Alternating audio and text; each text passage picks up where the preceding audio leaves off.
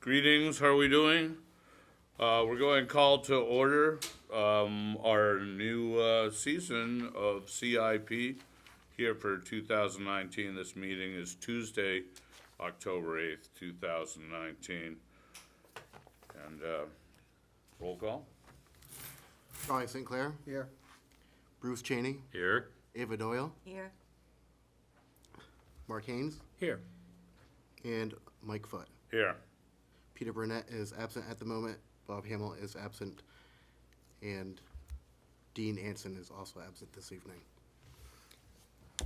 I, Robert Moore, am here from staff, assistant planner, and we have the planning director, Dean Trefethen, with us, and Karen Santoro will be doing the minutes.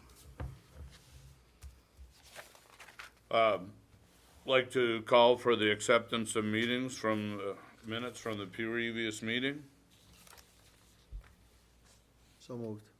Second. Vote. And we'll ease right into our presentations of departments. Our water department is up first. And welcome, 2019 CIP. Thank you. Just for the record, Seth Nuttleman here representing the CIP budget for the Board of Water Commissioners. Just a reminder, we are an enterprise fund, so that does not affect the tax base. I think most people know that. But at the same time, we were asked years ago through our council representative to join in the CIP process, and we have ever since. It's been quite a few years. I'll start off, first of all, there's this extra spreadsheet that I sent out that looks just like this. And I find it easier to follow along that way. Hopefully you will as well. When we do our capital budget, we basically take our depreciation from our budget, subtract out our bond payment, add in our net income, loss, or gain, and that's how we come up with the amount of money we can spend for capital for that year. That usually runs about $600,000, and if you go to the back of page 2, you'll see down at the bottom, most of those numbers are running somewhere around high fives, 600,000. So that's usually what the water department has to work with. I'll start off and just briefly go through some of the streets. That's on the first page I sent. All these streets that you see in front of you have been discussed and are being discussed with the DPW, obviously for the benefit of all in regards to road repairs. Just so that you know, there's a interdepartment meeting with DPW, the water department, the rest of the departments as far as what roads are going to take place and where they're going in the next year, and that's scheduled to take place Friday morning. Franklin Street's on the docket. That's one that the gas company's already done the the gas main work, and we're scheduled to get in there hopefully in the fall of next fiscal year. Belvedere Street, we've got some small stuff in there, and North Street as well. Those are areas in which the sewer department currently has plans to do some sewer upgrading in that particular area of Lakeport. Morningside Drive, you'll notice that's fairly new at 1956, but it's 2-inch galvanized pipe. And when we make determinations as far as what streets we're going to do, we look at the age of the pipe, we look at the flow restrictions, number of breaks, and the road condition, which is a large factor in this. As you go down through this, you can see where some of those streets are out to 22, 23, and all the way to 20, 24, 25. To stay, I really can't do that. They're on the docket for replacement. But again, what happens is, depending upon what happens with other utilities in the DPW, the water department obviously has to be flexible so that we get our utilities replaced prior to any road work. If you look over on page 2, that's basically our purchases. And like I said, we usually split it somewhere about 50-50 on that $600,000 between streets and purchases. The first 3 items are basically items that we carry every year for reinvesting back into our system. These are things that we know we're going to have some problems with.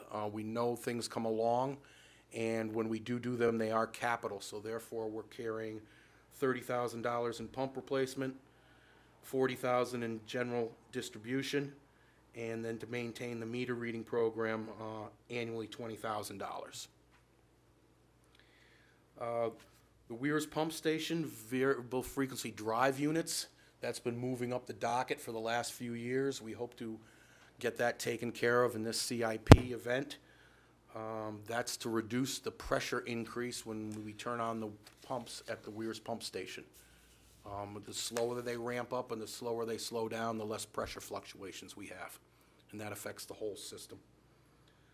Cleanup bucket for the excavator. We do not have a cleanup bucket for the excavator. We're looking at trying to get one again in this particular year. You will see farther down where the excavator is being broken out over 2 years, 2021 and 2022, and 22 and 23.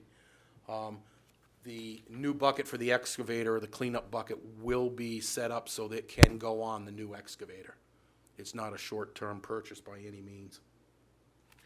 The security system, right now we're in the process of applying for a state grant, and we're looking at putting security cameras along this surface water source on Paugus Bay, our treatment plant, and our maintenance building.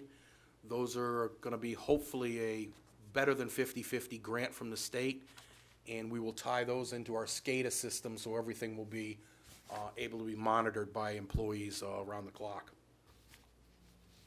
The treatment plant boiler, the boiler's 30 years old. It started to act up a little. I'm hoping it's going to make it to the next fiscal year. We'll see what this winter brings. Overhang on the maintenance building and the Clearwell gate rehab, 2 more items we're going to try to fit in this year's budget. You can see we've got some plans for VFDs in the future. Up at the backwash pumps, again, I mentioned the excavator. You'll see a half-ton pickup truck in there.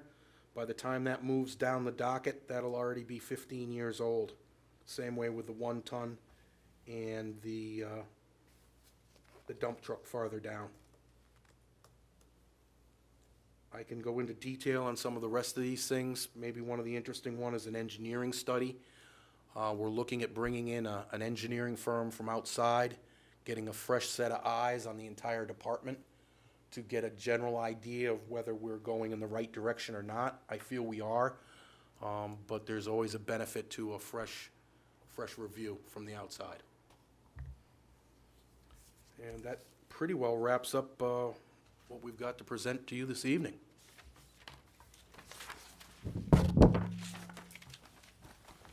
Anybody have any questions? I'm kind of surprised at some of the stuff on the bottom of the list, as old as it is. I mean, I recognize that age doesn't always mean you're failing. Charlie, on the other hand, is proof that no matter how young you are, but I'm kind of questioning why something that was put in 1923 isn't closer to the top of the list. A lot of that depends upon which one are you referring to? Pine Street Extension. Pine Street Extension. Okay, a couple of things there. That street basically hasn't given us a lot of problems. It's old. It's not giving us a water quality problem. It does give us a little bit restriction. We still meet all the ISO fire flows on it, but it's heading in that regard. That street was recently shimmed a couple years ago by DPW, just a shim coat to try to get a couple years out of it because it was in tough shape. So that's why, looking out that far, yes, it's 2023, but it's only 1923 for a couple of hundred feet. Of that 1,200 feet, the majority of it is 1941. Further question, Mr. Chair? I realize it's not necessarily on this list. It isn't on this list. But what do we do about water testing? I mean, do we do that as a routine matter around the city? You mentioned you haven't had problems, for instance, on Pine. I've heard some folks recently talking about what they thought were water problems up at Taylor Home, and other places around the city where they felt the water quality wasn't as good as they'd like to believe it should be. Do we routinely test? We do. We sample all over the city at about a dozen different locations monthly. There's all sorts of regulations we have to meet state and EPA regulations. I'm not aware of anything at Taylor Home. Every now and then we do get complaints. We send someone out from the treatment plant. Usually it's our lab tech. They go out, sample. If it's necessary, we can do some flushing. The general complaint usually is a film around the toilets. That happens when water sits for a long period of time. And if anybody has any water quality complaints or anything, I'd like to hear them so we could go out and address them. Okay. I'll have folks get in touch with you. That'd be great. Great, yeah, thanks. Anybody else? Thank you very much, Seth. We appreciate it. Thanks. Have a great evening.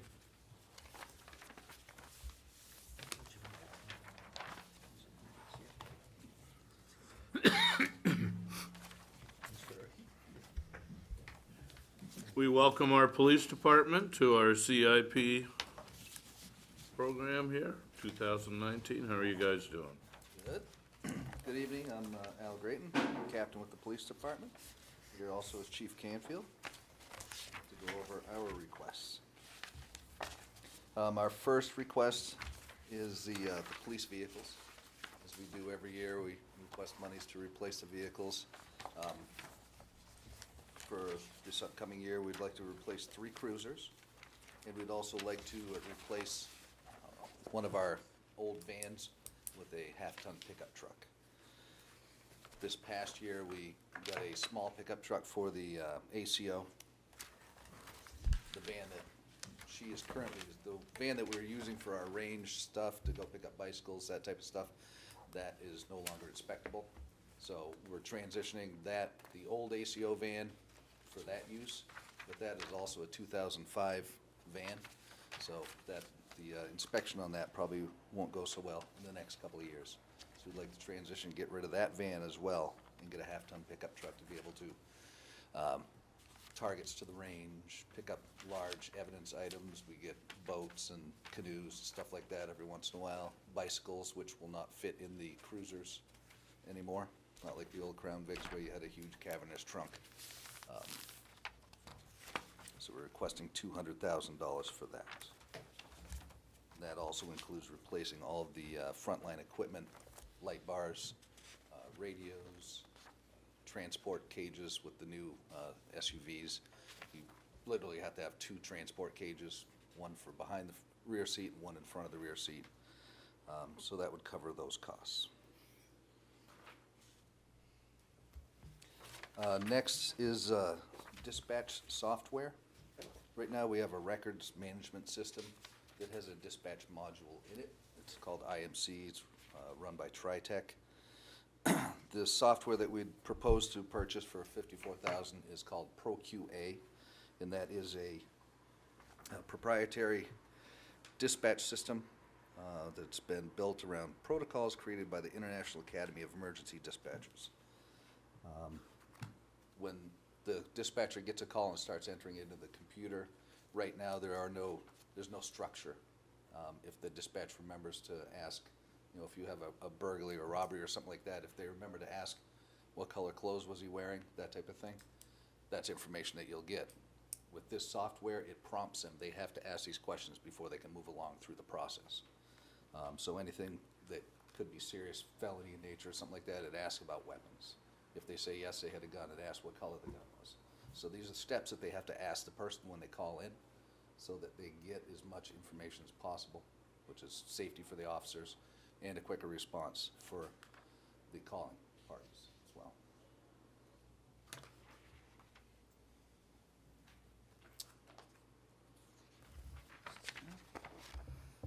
We'd also request 3 more Crime Eye overt surveillance cameras. We requested 5 last year. We received 3, enough funding for 3. Those should be here within the next week or so. But we'd like to be able to employ more of those cameras around the city. And they're not covert cameras, they're big, they have a patch, Laconia Police on it, so people know what they are. It helps us monitor problem areas, such as the gazebo next door. Also for Motorcycle Week, to be able to monitor areas that could be issues or problems there. And also with Pumpkin Fest, those types of things, we put these cameras out so that if something were to happen, we would have some type of video footage of it. They'll also be deployed, other areas throughout the city if there's issues where we have any type of vandalism or crimes that are being committed, those can be deployed out at any time.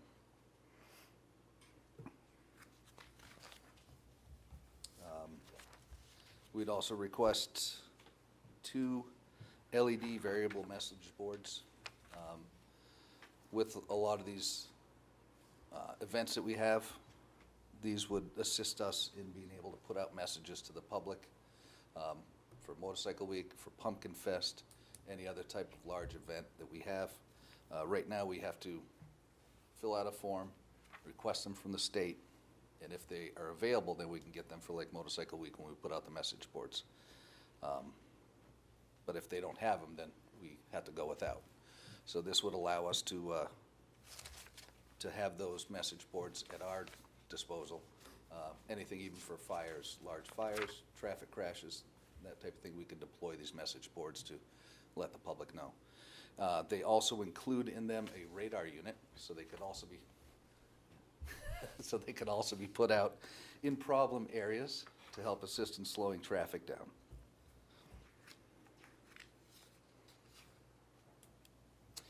And the last would be law enforcement digital dictation software. This would be for the purchase of Dragon law enforcement digital dictation software. It's $40,000. Right now, the officers have little digital recorders that they talk into.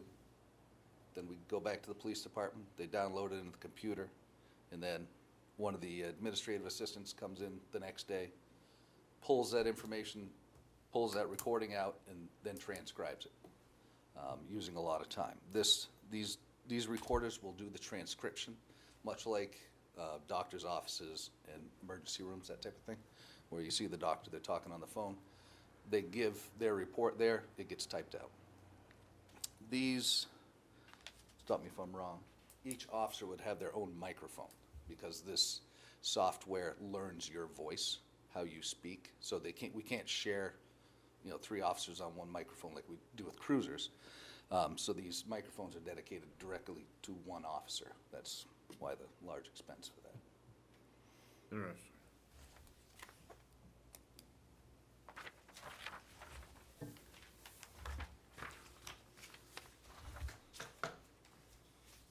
Charlie? I have a question. Those reader boards, I think they're really cool, but you mentioned that the fire, they could be used by the fire department, or could they be used by other? Well, we have to do traffic at major fires and stuff, so we I can see. deploy them, but yes, they could be used by So other with departments. that as in well. mind, keeping that in mind, wouldn't it be better if it came out of the general fund budget, not your budget? You guys could be, you could have them, I guess you could store them, or DPW, whatever. They'd be there for whoever to use. Certainly you guys have, Yeah, I'm I sure. know that we have many, yeah. for the department, we have many uses for But I'm that. thinking that, and correct me if I'm wrong, chief or captain, but I'd rather see that come out of the general budget than, from the city budget, rather than from strictly the police budget. I mean, you guys are fighting for every nickel and dime too, and this would be something that would just be, I mean, it could be used it could be elections today. I mean, it could be anything, Yep. And I think that would be good for all the departments in the city as a whole. So then why should it just be out of your budget, is what I'm thinking. Yeah, no, I absolutely agree with you. UNH has a couple of these. They use them for all of their events. We borrow them from UNH, which means we drive to UNH, which is an hour and 15 minutes each way, to pick them up and return them. They could be used for a whole host of events, absolutely. And we do so many events in the city that traffic control, fireworks times, displays, Halloween times, whatever could be used on it, absolutely. So we have 2 city councilors here. I hear you. So if. And we so put maybe in that's something requesting that- 2 this year and 2 next year, so. So maybe that's there- something there's- that there's a need for we more could than jump 2. on, and then if that, I don't know how all this works, but if that was to happen, what happens with that line item on here? Does that mean that money would be available for something else? Sure. Or something like that? Okay, that's just my thought on the thing, but makes sense, I think. Bruce? I don't have questions, gents. I want to make 2 comments. One, I'm thoroughly familiar with ProQA because, as you know, I spent some time at the state at 911, and we use ProQA's medical priorities. It's a class act, and I can't encourage the committee enough to give this a high recommendation. It's, believe me, and I'll go to the other thing in a moment. I've had some conversations with the chief recently. My concern is what we used to do when I was at the department is nothing compared to what they have to do now in the way of paperwork and reporting and anything that makes their job faster on this end speeds up and frees up people to do what we really need them to do, which is get out on the street and get stuff done. And that brings me to the second thing that I encourage the committee to rate very highly, and that is the digital dictation software. We started dictating reports in 1981 because we realized that guys were coming in and typing their own reports, and they were off the street for that much more time. And so having clerical people do that work put cops back out on the street. The problems become they have to do so much more work that these gals are almost overwhelmed, I'm suspecting. I think this is brilliant, and I hope the committee can strongly endorse the idea of both the digital dictation software and the ProQA. I think they're both extremely valuable. I'm not trying to diminish the importance of the other things in here, but, you know, this is all a matter of a finite number of dollars, whether it's for the police department or any of the departments. And if we're gonna have to make choices, I'd like to encourage all of you to make, give these 2 items a very high priority. Thanks, Jim. Yeah, I mean, certainly, and just to speak to the dispatch software, and I'm glad you mentioned that. If you don't know how it works now, is basically we have to teach a dispatcher who's not a police officer basically what it's like to be at a call. So if it's like, say, a shooting call, someone calls and says, help, there's been shots fired, or there's an armed robbery, I'll use that for an example, there's an armed robbery, they have to think in their head the questions to ask. And we do that through training, but you know, even as an experienced police officer, sometimes it's hard to sit on that side of the desk and ask those questions like, what are they armed with? Is it a rifle? Is it a handgun? You know, how many assailants? Are they mobile? You know, what do they look like? So that information is what they put out to our responding officers. And it's done off the top of their head. The ProQA, they type it in, okay, the call comes in, armed robbery, it does a drop down. Armed, unarmed, or I guess robbery, armed, unarmed. It's armed. Okay, what type of weapon? Rifle, shotgun, handgun. Okay, how many assailants?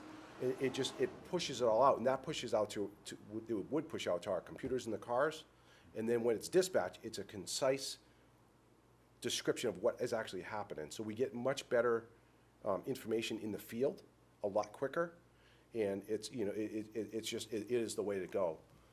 The law enforcement dictation, you're absolutely right. We've been dictating reports as long as I've been here, which is miles ahead of what other departments do, and the officer comes in off the street and they type their report. Well, DWI report is, you know, on average probably 8 to 10 pages long. So it takes a long time, and when you're reviewing body camera footage before you write the report, a DWI is very time consuming. The dictation helps, but what happens now is they dictate it into a digital tape recorder. They take the case, they download it in the computer in the station because they can't do it in the cars. That case gets transmitted to report entry. A secretary gets all these cases on Monday morning, and hopefully within a week and a half, they can transcribe your report and get it back to you. Then you have to go in the computer, review it, and then submit it to your sergeant. This way, an officer could they could do their booking, go back on the road, they dictate it right into their mobile data terminal in the car, right in front of them as they dictate. It learns their voice. As they dictate, it goes, and it populates it. They look at it, and they send it to their sergeant for approval, it's gone. So it would eliminate that step of sending it and getting it back, reviewing it, and sending it again. So it is all about modernization, and it's about, cutting down on that workload so they can do other things. And just so you know what the difference is, a DWI report when I was a street cop was a page. Right. And most of it was handwritten page. So that level of, which the legal system has forced, that level requires us to move ahead technologically in order to, at the end of the day, and I've had this conversation several times with the chief, at the end of the day, it's the visibility of the police department. I said to him one day, and I will say 100 times, the function of law enforcement is not to solve crimes, but to prevent crimes. And the way you do that is with high visibility. He can't get his guys and gals back on the street if they're doing reports and trying to figure out what paperwork they're supposed to be working on next. They need to be able to get out as quickly as possible. The Pro QA thing, the chief is, the 911 dispatchers give medical advice over the phone from this Pro QA company. It's an internationally used system. It's written in like 15 or 20 other languages on top of English. And our telecommunicators got 8 weeks of classroom training before they started. A dispatcher probably needs more like 12 or 15 weeks of training.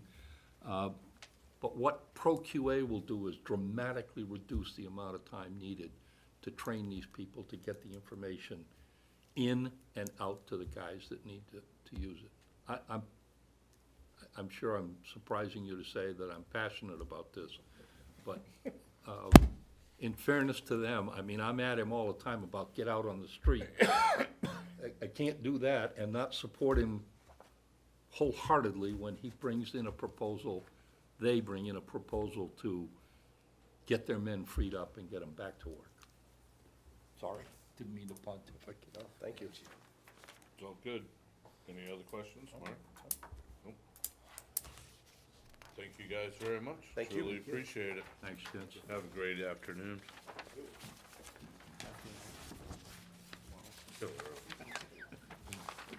Good of you to pick up on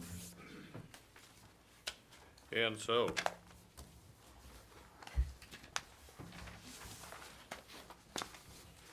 Parks and Rec. Welcome. Thank you. I gotta see if I can't get this to work first. All right, Rob. Come on up. I think it is. See, it's not just me.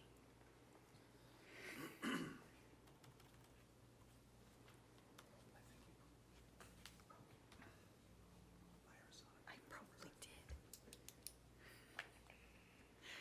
Sorry. So, thank you for having me. I'm Amy from Parks and Rec. I do have with me our new Assistant Director, Matt Manser, and our foreman, Tim Ford. And my counterparts over here will help me with my non-departmental CIP. Maybe.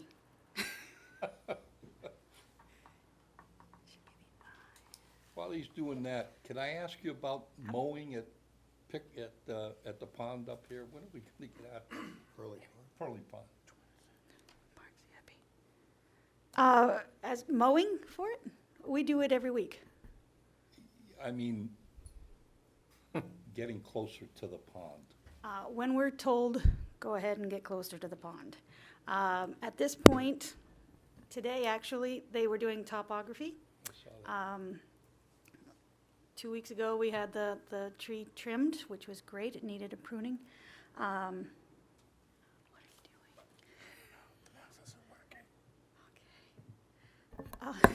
So sorry. At this point, we don't want to lose our mowers into the pond. So we have to be very cautious as to what we're doing. We can look into that and see what we can do. The pond is actually quite a bit lower now. Yeah. Thank you.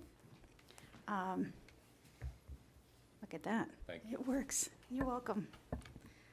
All right, so for non-departmental CIP, I am working with the police department.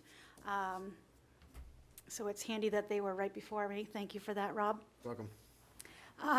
So what we're looking at is a couple of different things.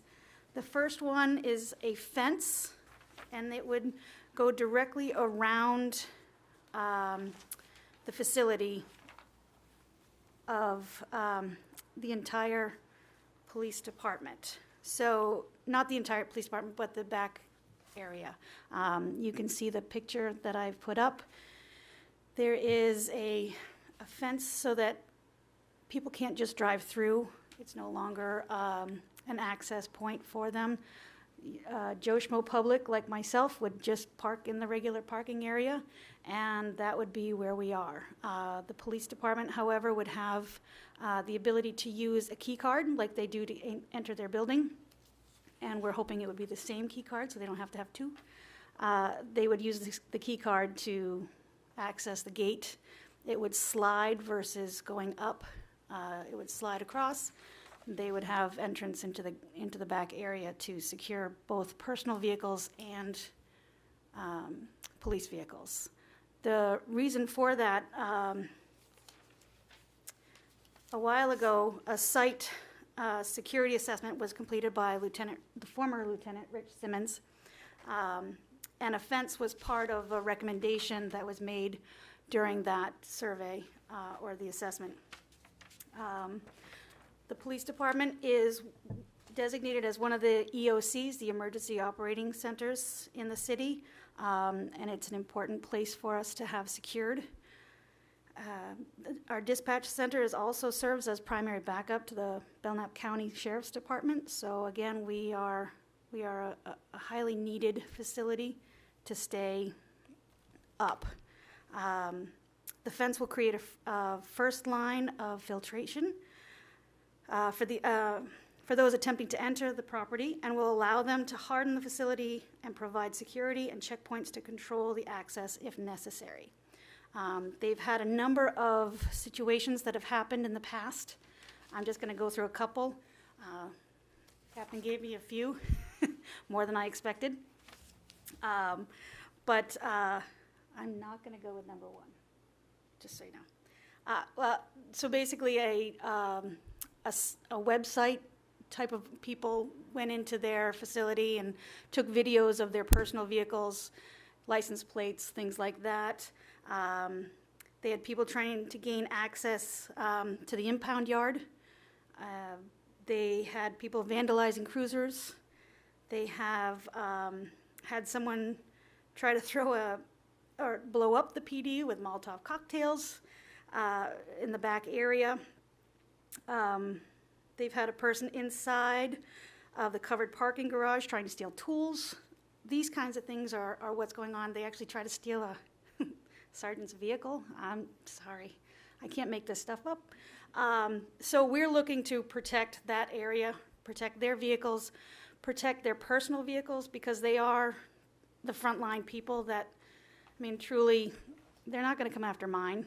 They're going to go after theirs, just because they're making people follow the rules. So that is one thing that we're looking at for CIP. Another thing would be the AC units in the two rooms. One is the dispatch room, and the other is the radio room. Both rooms get extremely hot due to the equipment that they have in them, and the AC units that are currently there are failing. And lastly, the two mini splits. If you don't know what a mini split is, it's basically the wall-mounted Mitsubishi units that's both air conditioning and heat. And we're looking at putting those in the Sally Port and in the evidence room. And the reason we're putting that in those two rooms is because, first, the Sally Port never received any heat or AC, and it's a place where they do trainings, and it's also a place where they have a decontamination shower. So if there's no heat, their pipes freeze, so that's a problem. And they can't use the showers. And as far as the evidence room goes, we put in new ventilation into that room, and it gets new air all the time. So over the summer, when it was finally finished, it was about 90 degrees in that room all the time. It was a very warm summer for Dennis. So those are the three things that we are looking for in the non-departmental CIP. Yes, please. Go ahead, Charlie. Okay, thank you. The list of things you went about on that's going on in that parking area, I'm just taking a guess that that's not all happening in the last 24 months? No. So my question is, have you ever asked for a fence before in that area? And if not, why not? I mean, it just makes perfect sense. We haven't, we tried to do it on our grant a couple years ago through a Homeland Security grant. We did not get that grant. You know, you run the risk. I don't like a militarization. I don't want a police department that's locked down like Fort Knox. But, you know, Just a when you fence. have what recently happened in the back parking lot, where someone comes into the back parking lot, stands next to our cruiser and kills themselves, is what happened. That's a problem. You know, we had officers coming out of the building, unaware of it, you know. We had, you know, the guy came down with a propane tank, came into the back lot. So those are the types of things we want to prevent.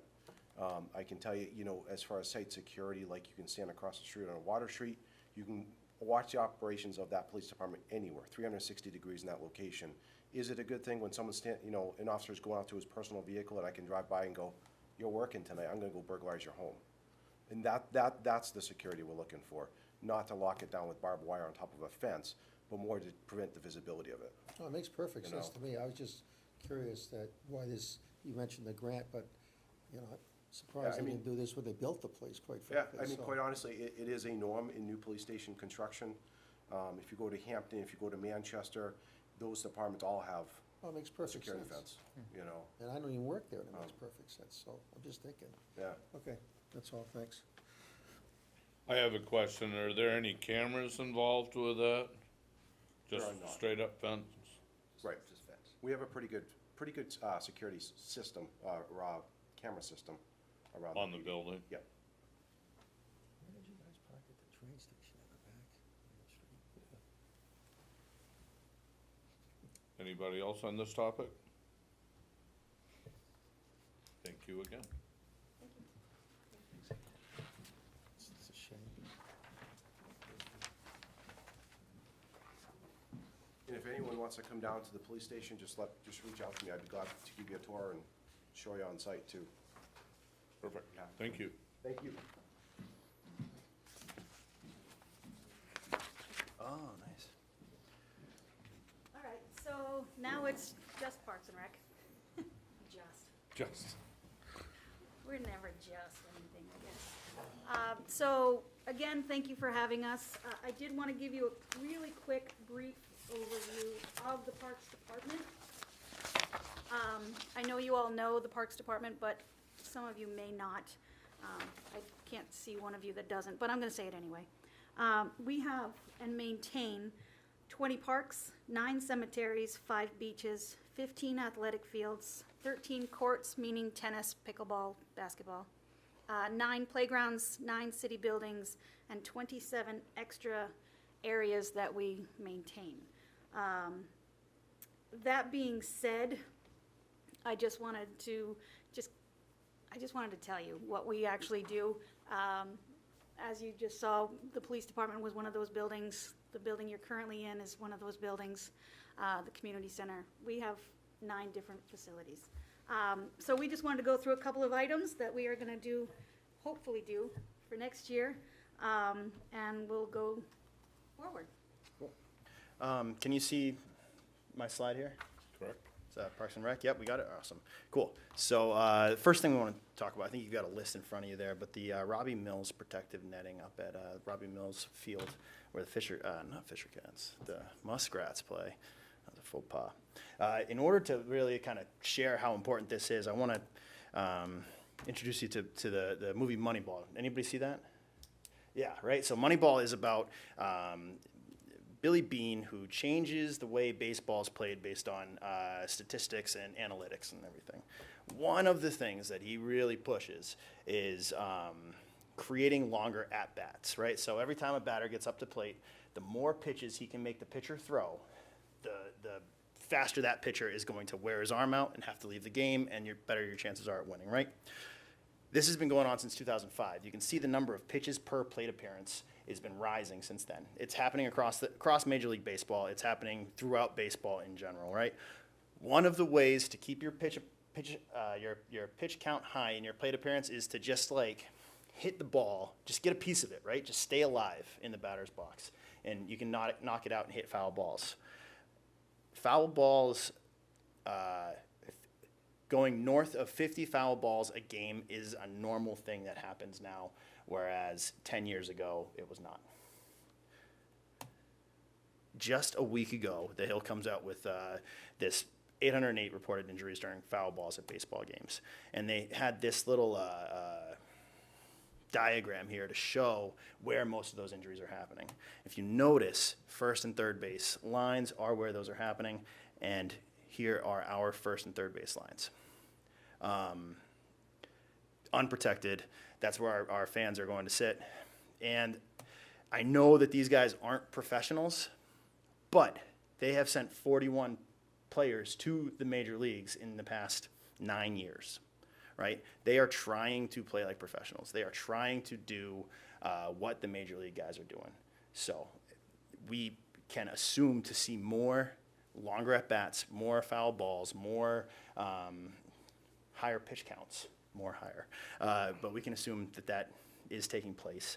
And all we're looking for is a net similar to the one that we have on the first base line here at Memorial Field. Now, that's also going to need poles to bring it up, and a rigging system, a cable to hold it across there and keep it strong and do its job. And so that's why it gets a little more pricey there. But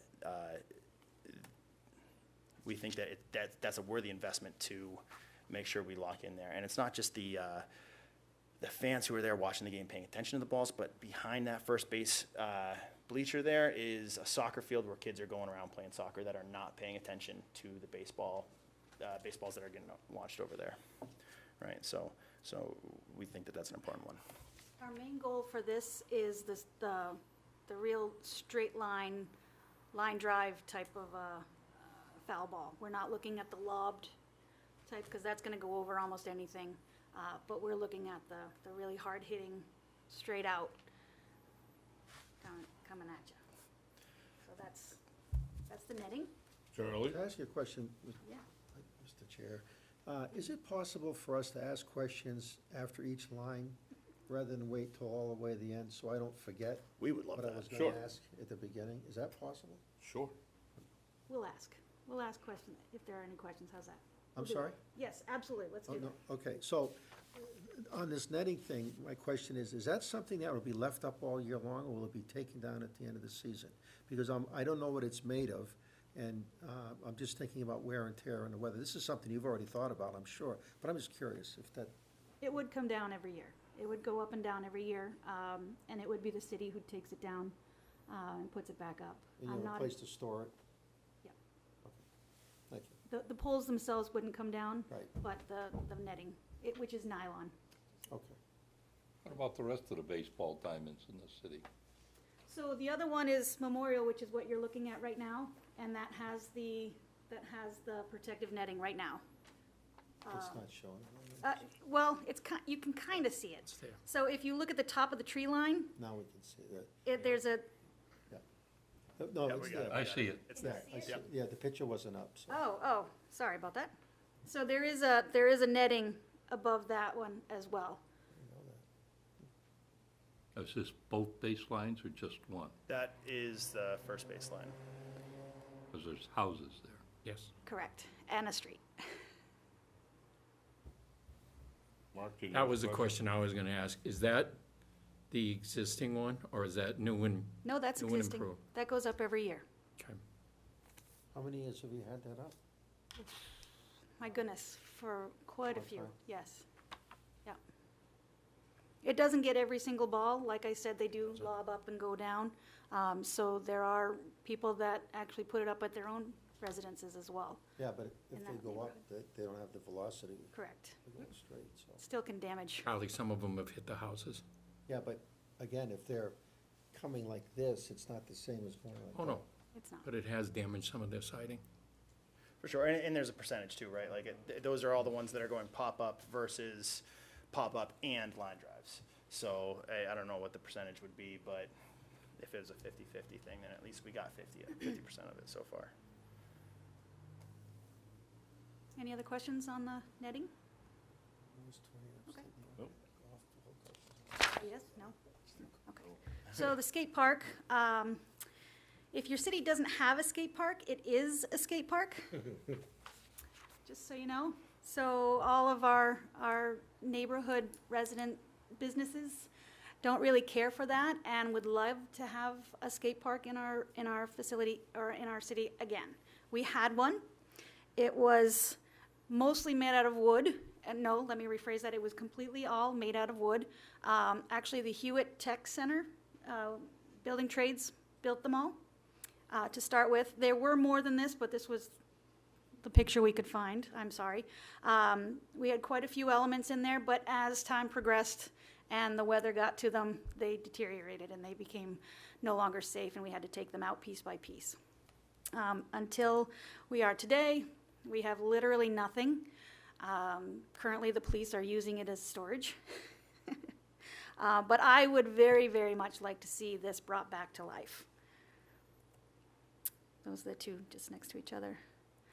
So this is the Nashua Skate Park. I understand we are not Nashua.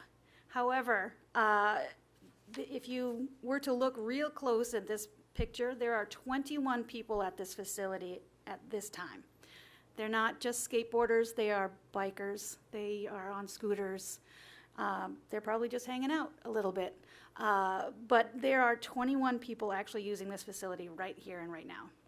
So I understand that this is, I'll call it the Taj Mahal of skate parks, because this is major, this is awesome. It is not what I'm looking for, unless you want to give it to me. But that's up to you. So you can see that it's a needed, it's a wanted commodity. There are people around town that really could use it. This is what we actually are looking for. It is not a concrete facility, only because concrete's actually more expensive. This is steel. It's made entirely out of steel, and our only maintenance on it would be every 2 years. We would have to paint it with a certain paint to keep the resistance from the weather. Other than that, we don't have any maintenance to it, and it has a 20-year warranty. It's what they use up here in the Northeast, along with the concrete. But this is what they recommend, and it's a Pro Series, and I think that this is exactly what these kids could use and want and would love to have again. Any questions on the skate park? Is that the existing land? Yes, that's the Really? footprint. Because it doesn't look that big. For some reason, they put this little side pointy piece. I'm not sure why, because we don't really have that. But yes, that would fit in there. It looks like you have a lot more room, like you could, no, It- but on the design with Oh, on the design itself? yeah, it looks like you've got more room there Yeah. off to the side. Is that something where you could add more? This is, yes, you can absolutely add. And the $90,000 here is what those would This cost? gets you this shipped and installed. What did Nashua's cost them? Do you have any idea? I don't know, but I do know that that'd be if good they to gave find out. us this also. This is the concrete version, and that's how much they would charge us, is $215,000 for the concrete version. See, another business we could have been in. We've lost our mind. So I wasn't gonna show that to you unless you really wanted to see it. But it's a good comparison, And that's nothing like what you saw from Nashua. That was probably half of what No, Nashua had. But it looked like Nashua's was more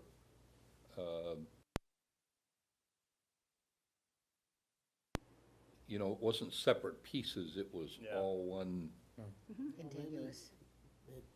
Maybe somewhere down the road, if we get this here, that somebody will come up with a grant or a Well- donation or something to kick in for more stuff. But if we're gonna spend 90,000 on this, maybe we ought to talk about spending more to get something as dramatic as what Nashua has. Maybe not as, obviously not as big. Right, our but- footprint isn't as big as But theirs. what's the lifetime of concrete? You said there's a 20-year guarantee. 20 Let's year just say it was concrete. Is there a guarantee with that that exceeds 20 years? They did not tell me what the guarantee is on the concrete, just the Pro Series, the steel. Could you find out for us? Could, yeah. And just send us a note, Yeah, send them a note, Yeah. and they'll let us know. And the other question would be is, unfortunately, we use salt on our roads around here, and salt doesn't do well with concrete, so it Doesn't do appears. well with steel either. No, it doesn't. So those are, so that's a question but the to good, ask. but the good thing with steel is that we are repainting, where if it does get rusty at one point, we can cover that part of it, especially closer to the What was the road. Nashua one made out of? Was it Concrete. Concrete. We don't have any rail elements in there? We do have two. You can't really see it close, but it's right next to the benches. Oh, okay, I see. That's what those are. I thought those were Boy, little I'd love benches. to see Those, that. those two are benches, but then there's one kind of, it almost hides. There's also another one Be on this map embellished right with here. other things. All right, Yep. interesting. This here? Pools, keep It's, swimming uh, pools or- But again, this is buildable.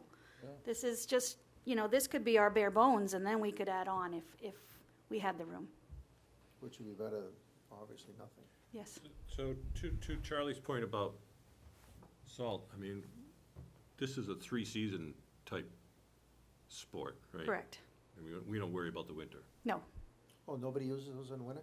no, we don't Would plow it. protect those? Would they be covered or something like that to protect them from salts? According to the American Ramp Company, which is who gave us this, we do not need to do that for the elements. What we could do potentially is move them in so that they're not close to the road and getting that spray of the salt. I don't think salt has any care about what the experts say. It just raises. No. What I mean is where DPW comes and it sprays out the salt on the road, if we You're talking move, about the brine, no. stuff they spray, or are you talking No, about no. salt? So I'm talking about the salt that comes out, but it Yeah. comes out in almost like a fan, Right. so it gets all of the roadway. Well, it's gonna spray Everything into the facility, and we could easily just move it off to the side, and so it wouldn't be affected. So one more question on those. Are those elements bolted to the ground permanently or firmly attached, or are they able to be picked up? They are able to be moved. Not easily, but able to be moved. Go ahead. Can those be, I mean, is that just a package? I mean, can it be done in stages? It could be done in stages. I'm really concerned that with everything that's on the plate, $90,000 is gonna slide very quickly, and I'm just wondering, if we got, a start on it, then that would be something visible, and you could just say, see, we need to add to it. Yep, we could absolutely do that. Thank you. Absolutely. Pick one or two of the things that kids would use most there, and break that out and give it to us to look at. So if you don't mind, I would like to ask the kids, or we the don't people, mind at excuse me, all. because there are adults who do this as well. I'd like to ask them what their opinion would be, because I am not anybody who would be on this. Does anybody here? But I'm look an to you advocate like for the- them. Does anybody here look to you like the kind that? Come knows on now, anything about I this? saw you out there. Well, she probably does, but I remember the old. Yes, so business the answer is yes, I could Remember do when it by they had that pieces, and I'll get you that information as well. That would be great, thank you. Absolutely. For 3 years All following, right, thank you. not me doing it. Oh. Following All my right, son. the next one on our list here is the Bond Beach bathhouse and septic system. We want to do renovations there, but this is particularly for the design phase, just for us to get an idea of what needs to happen here. And it's because Bond Beach is Laconia's best kept secret. Bond Beach is beautiful. It's has stunning sunsets. Everybody who goes there loves it, but it needs a bit of TLC. It could use an upgrade right now. We have begun erosion renovations just to modernize the area. And we've also created an ADA compliant drop-off area by converting one of the access roads on the far side of the parking lot at Bond Beach, so someone can drive down there, drop someone off, and then drive back up and park, right? Unfortunately, our bathhouse there is not ADA compliant. If you look inside, you can see the hallways are too narrow, the stalls are too small, and it needs some help. It needs some work. It needs some upgrading there. Even on the outside, which from a distance it doesn't look too bad, but as you get close, you realize the windows don't actually have windows in it. There's just like a wire mesh that's right there. The roof is on its last legs. So the whole thing needs some updating, which includes the septic system. We need to anticipate the very real possibility of having to update and modernize this septic system, especially given how close it is to the lake. And this is one that we want to be proactive on, so that when the possibility turns into a reality, we have a design and a plan in place to do it. Yeah, we do not want this septic to come up and surprise us and us not even know the first step to go to solving it, right? And then we're in an emergency situation. Whereas if we go through here and get a design and a plan in place, then when the need arises, we have something in our back pocket to make happen. You might ask, can we connect it to the city sewer? And it doesn't seem cost effective to do that. Just on this map here, you see that it'd be over 1,100 feet, and that's going through the condo land and through this poor guy's house. So it's going to be more than 1,100 feet just to connect it to the city sewer, and we're going to have to pump that up, right? So for a building that's open 10 weeks out of the year, that it's not really cost effective for us to do that. So what are you gonna do? So we want to go in and have, yeah, sorry? A tank? Yes. And pump a tank? Okay. Yep. Yep. Which So- is what we have currently. Yeah, that makes sense. And we just, yes. I have a question too. That's close to the Wild Trail, isn't it? I don't No. know. It's not close to the Wild Trail. No, it's over, You're thinking Bartlett Beach. Oh, that's right, you're right. This is Thank you. Bond Beach and Lakeport. Yeah, sorry. Absolutely right. It's 7 or 8 people that know about it. Let's keep it yeah, there. Yeah. yeah, exactly. Best kept secret in Laconia. It's beautiful. It's nice to have a private beach for Laconia citizens, Like, that's really cool, right? That's a pretty cool thing. Yeah, sorry. So, on our, yep. Our main concern is that it's no longer going to be up to code. That's a very real potential problem, because I believe, I can't guarantee this because I don't know much about it, but I'm pretty sure it's original to the building. And you saw the original building. So, we're going to have to upgrade the system when we upgrade the building. It's gonna have to be done. It's gotta be ADA compliant too. Well, the building itself, but the septic as well, Yeah. to keep it from leaking into Lake Opeechee. I mean, Yeah. it's a very real problem. So there's a lot of things that need to happen over at Bond Beach. One, the erosion renovations, which we're working on, the ADA accessibility to the beach, but the bathhouse renovations to make that ADA compliant, the septic system, so that's up to code. Once those happen, then we can have our CIP party at Bond Beach where we all go and have a good time. Any questions on the Bond Beach? Just one, please. When you imagine replacing this building, are you doing it on the same footprint? Are you moving stuff around? You creating a new building and pad? I think we'll take the design plans as they come. I have the foundation is solid. It's a very good foundation. And if the engineers say it's solid, we're good, then I will stick with the same footprint. All right. Any other questions? Okay. So this one's a good one. I'm glad I got this one. So the fire department lawn irrigation. I don't know if anybody noticed it earlier this summer. It was awfully brown. And then my guys got a hold of it and turned it around. So this is what it looked like in the spring of 2018. It also looked like this in the spring of 2019. It's just happened to be where we had the picture from. So being that it's in such a high visibility area on Route 106, we were trying to make it look better. And so the department overseeded, aerated, thatched, fertilized, top dressed with compost, and focused on grub control. And then you get this lush green grass to make it look gorgeous. That's what we want Curly Pond to look like. Oh, That's what you want Curly Pond to look like. I think I have others who feel the same way. it's got enough water, that's for sure. Yeah, we won't even need an irrigation There you go. system. So included in all that maintenance that we talked about earlier, we had to, of course, water the lawn.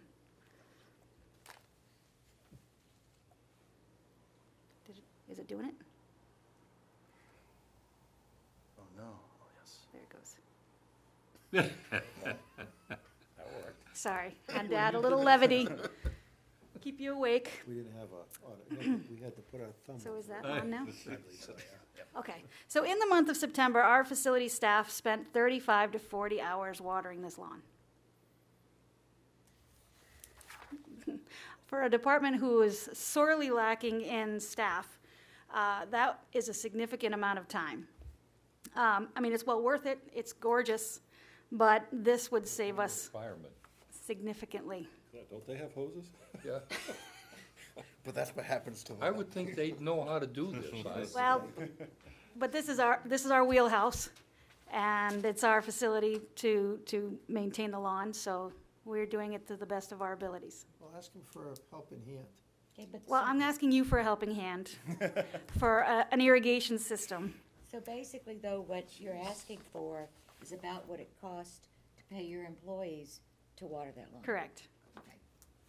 And that will take care of it And they won't be from paying. spring to fall won't and be every paying year. Retirement, won't be paying FICA, won't be paying Correct, any employment costs. correct. Okay. Thank you for putting it in that No term. workers' comp claims. Correct. Okay.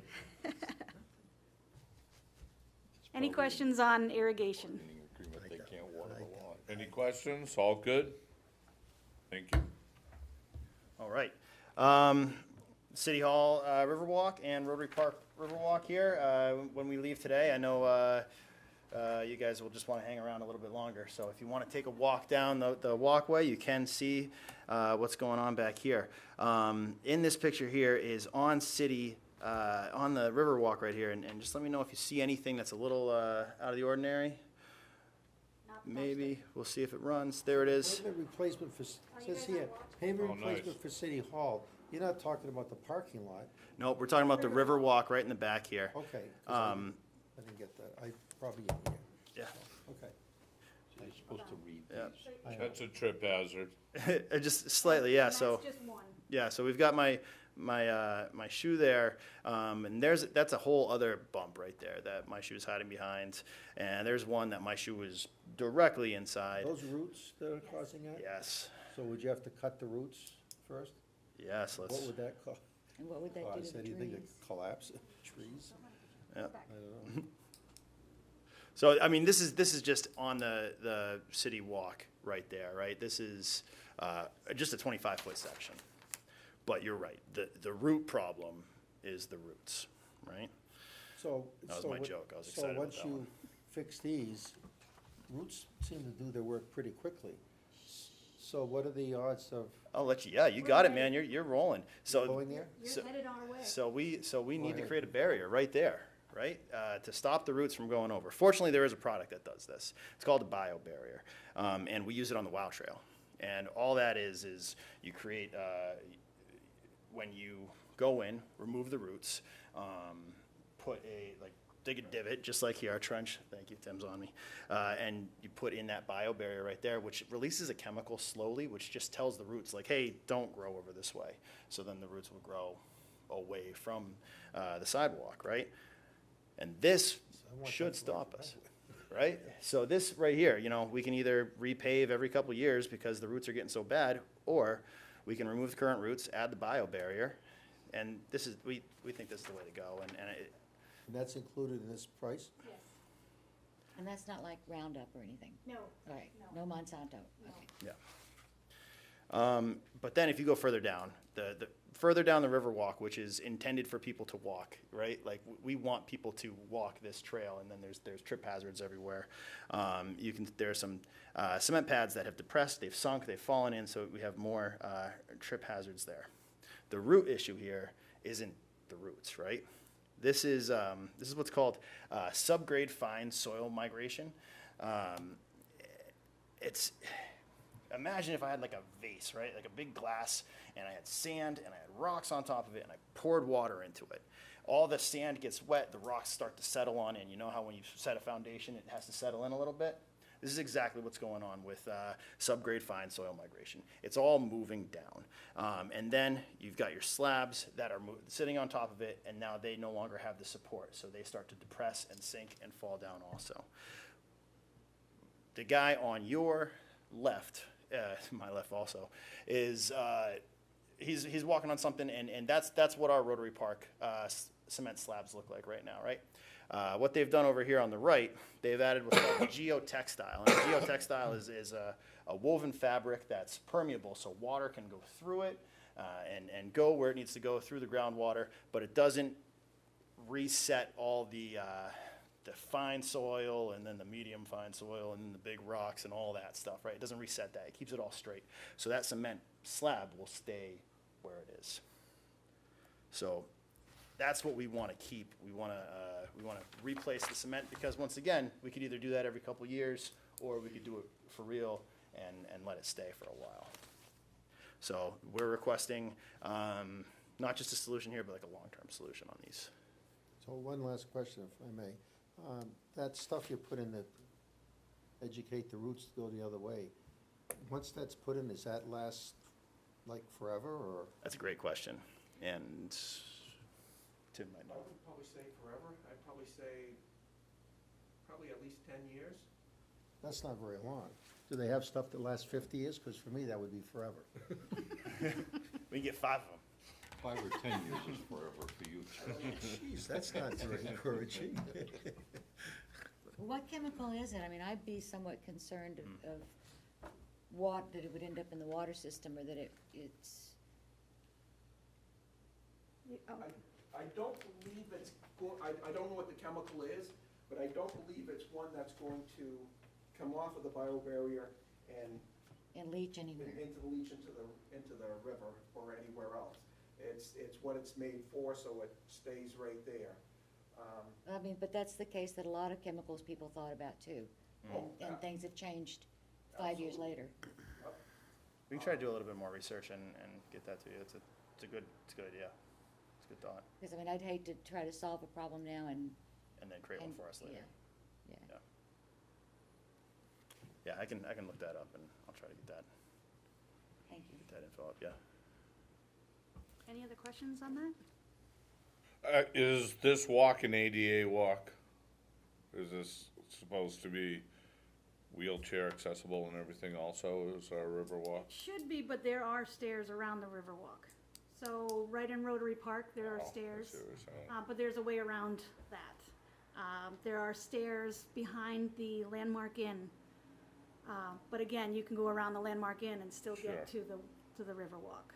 So those of us, our citizens who are in electric wheelchairs or something, should have access to They this? still have access, yes. Awesome. Yep. Anything else? One more. Here we go. This one will be quick and easy, I promise. So we're also looking for a half-ton pickup truck to replace truck 317. And this is a picture of 317. Unfortunately, I know firsthand that our DPW department will not be inspecting this next year. It will not pass due to its, the body and the frame are completely rusting out. So that's a picture of the current truck, and we're looking at the same type of truck, but something comparable to that. Do you have the mileage on that in here somewhere? Just You do curious. not. It's about 67, Yeah, 67,000. It's not very many miles. It's not. It's a 2007, but it's all Laconia miles. That Over the explains it. road. It's, yeah, it's literally never left Having no Laconia. Court Street miles? Yes, right. Oh, the intersection down here, one trip through and you're done. Where are you buying a pickup truck for $25,000?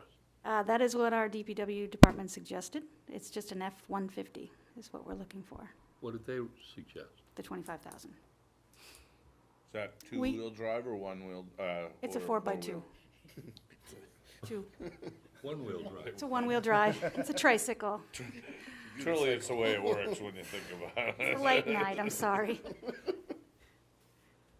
Mark? So this truck is not used in the winter? It's just used to put around if we had to come to City Hall to It do makes sense something. to just get a 4x4? No, we don't need it. We have a 4x4 that we're buying this year, that you gave us from last year. That is gonna do the plowing. So a 4x2 is really all we'll need. Boy, I gotta tell you, I don't know where you're gonna find a pickup truck for 25,000. I would think if it's plain, State- stripped down, no radio, no State, air is this- conditioning. Roll down the Yeah, window? No power, anything. I just, You have to lock it with a key? It's a This state, goes through it's a purchasing. state contract, right, Say Amy? that again? This goes through purchasing? Yes, everything goes through Because purchasing. you're not using it for any faraway stuff, so do they look at places like Enterprise and stuff like that that sell their pickup trucks used for pretty short money overall? I'm just wondering. I do not know the answer to that. I've never done that. Curious. But this I always would be buy done used through vehicles. the state purchase Contract, contract, yes. probably, right? I mean, that's why they get this so cheap.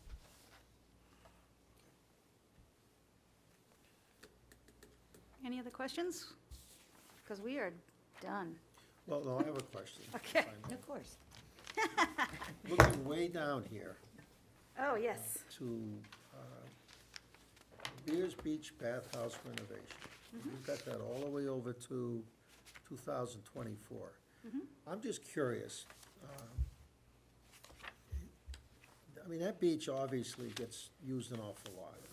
And if we're lucky enough and the city's able to expand the beach like they're trying to do, that will make for even more room on that beach for people. Is that really something that should wait that long? Is that something that you're gonna do all at once? Is it something that could be done, I hate to use the word piecemeal, but, I guess in stages? Is that something maybe that should be kind of pushed further to the top? So I'm guaranteeing you didn't notice the lower amount on that, because last year it was a higher amount. You're right, I Because didn't. we did do piecemeal it. We've already painted it. We've already done a couple of things to it. What we'll really need are new partitions, new electrical probably. I don't think we need a lot of new plumbing, but it won't be major any longer. But the partitions are huge. We're gonna need those. Oh, okay, I'm just, again, We can move it up. I'm just sensitive. We can do it to the- next year if you'd like to move it up, Well, I'm Charlie. just sensitive only because the city has put so much into the Weirs area, recognizing that we get so much traffic up there, all summer long, and extended on both ends. That maybe that's something that should be considered, because it is something that the people who use it are gonna walk out of there with a lasting impression, and they're either gonna say, well, the city has very nice facilities there, or, oh my God, did you go in there? And that's what they take back with them to wherever they came from. So I'm just thinking that maybe that's something, We can move it because forward. maybe to put the panels in isn't $90,000. Maybe you could put the panels in and do a few other things for $10,000, I don't know. But I just think it'd be money well spent sooner than later. We I'm can just definitely thinking- look at that. I'd appreciate that, I don't know. Understand? Absolutely. Any others that you'd like moved? Well, I wonder about the crack repair at Memorial Park Tennis Courts. How bad are the cracks? Cracks are really bad. It ain't fun playing tennis on cracked. No, it's not. No, it isn't. But I tell you, Levitt's gorgeous, and it's well-used, Well, that, being that they're brand new. that just lets the people at Memorial Park know that, too bad, Yeah, we don't like you. you don't live in Lakeport. But anyway, okay. Any other questions? Anything else? I don't think it's sealed like that. Thank you very much for coming and presenting for us this evening. So Amy, so can you come back with maybe a smaller amount on the Weirs Beach there, just, and say what you would actually do with it? You know, maybe a lower amount, and maybe we can, if you think that's the way to go. If you don't think it's the way to go, that's fine. No, I but- can do that. Is that how this works? I don't know. Well, I think it, Can I change I agree that? with you, Charlie. yeah, I think that would be probably a good thing to do. Okay. If you just come back with something, like the skate park. So instead of sending you the emails, just come back and present. Well, I don't know about. Talk to them, they'll, Yeah. Call me. You'll talk. we'll talk. My people will talk to your people. All right. Thank you, guys. Thank you. Thank you very much. Have a great evening.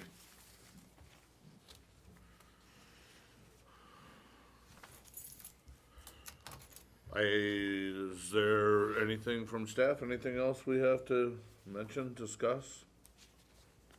Vote, procedurals? Just a reminder that the next meeting is on the 17th at the same time, Right, and that's a Thursday? Thursday. And I would like again, once again, publicly, I don't know if we're being broadcast or not, but I would once again like to thank the water department coming to present something that we absolutely have no say of, to speak of, but it's Again, nice to mention hear. that. It's nice to hear, so what's happening. You know, No, I'm not complaining, don't get me wrong, but I'm just saying, I just find it curious, because we don't really have any say in that, you know? And No, I'm but not I- saying that's a bad thing. I would Don't get me suspect wrong. that if you express significant concern, pro or con, they would take that into account. More than likely.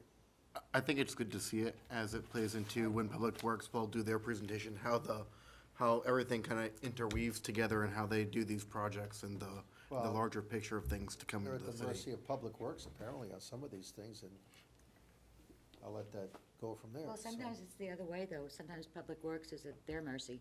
If they got a water line that they have to change out, a water main breaks. Well, that's a break. Well, Yeah. but even then, if it's gotta get done, DPW may have to adjust their timetable Well, to take that into Right, because, consideration. and rightfully so, because Right. that's an emergency Right. situation. No, not even with a break. Not even with a break, but if it looks like it's failing. They just all have to do that. They have to work together, Well, so. well, yeah, they do, as I said, I that, don't think it's a bad thing that we all, that we're given all this information. oh, no, I agree. It's a bad thing to give Charlie too much That's information. That's right. Seth did want to express that he very much enjoys coming to these meetings as well. I'm sure he does. So if there's not anything else, could we entertain a motion? So moved, And we'd like to express the outstanding And a job vote. you did. that's right. That's right.